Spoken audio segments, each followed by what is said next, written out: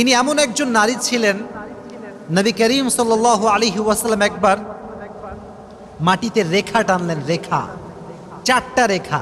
বললেন কয়টা রেখা? 4টা রেখা। বললেন সাহাবা একরাম দেখে, সাহাবা একরাম বলো এটা কি?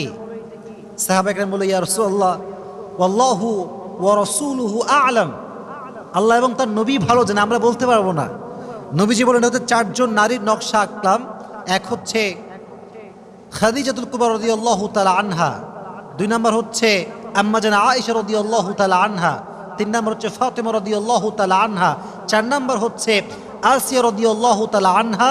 এরা হচ্ছে পৃথিবীর 4জন শ্রেষ্ঠ নারী যাদের প্রশংসা আল্লাহ নিজেই করেছে। সুবহানাল্লাহ পড়ে। তাহলে মোট কয়জন নারী আছে?